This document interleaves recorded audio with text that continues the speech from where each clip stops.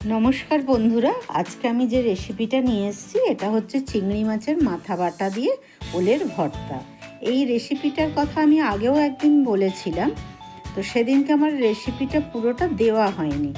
তো আমার দুজন ফ্রেন্ড রাখি দাস আর সোমা কোলে এই রেসিপিটা দেখতে চেয়েছিল, তো ওদের কথায় আমি রেসিপিটা দিলাম এবং সবাইকে অনুরোধ রইল যে রেসিপিটা তোমরা অবশ্যই দেখো এবং একবার বানিয়েও, খেতে খুবই ভালো হয়। তো তার জন্যে আমি প্রথমে চিংড়ি মাছের মাথা নিয়েছিলাম, তবে আমার চিংড়ি মাছটা খুবই ছোট ছোট ছিল, তো ওইটুকু মাথায় ভালো হবে না বলে আমি তার সাথে কিছুটা চিংড়ি মাছও নিয়ে নিলাম। তোমাদের যদি চিংড়ি মাছগুলো একটু বড় সাইজের হয় তাহলে শুধু মাথাটাই নিও।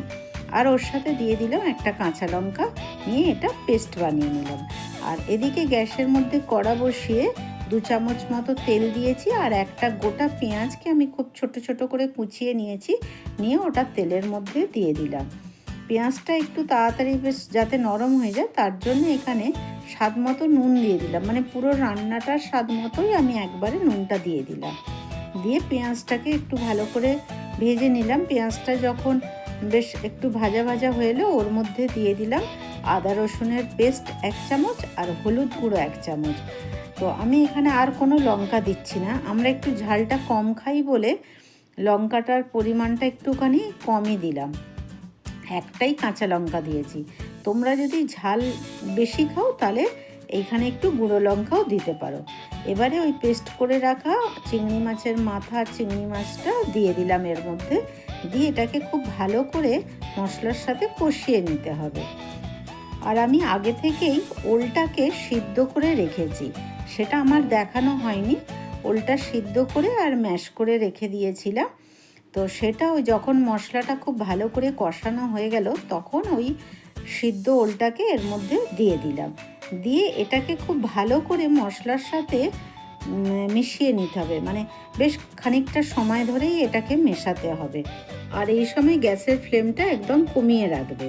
তো ওলটা মশলার সাথে খুব ভালো করে মিশিয়ে কষিয়ে নেবে, আর একটু ভাজা ভাজা করে নেবে, মানে একদম শুকনো শুকনো হয়ে যাবে জিনিসটা।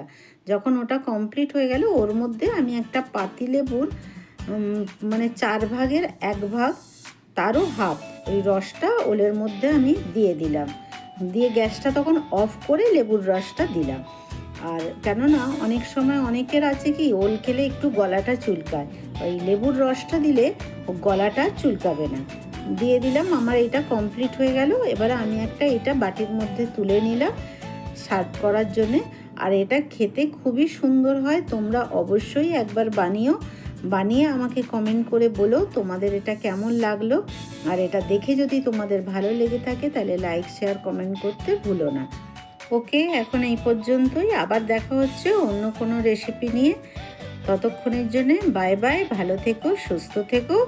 আর আমার রেসিপিগুলো তোমাদের কেমন লাগছে আমাকে কমেন্ট করে জানিও।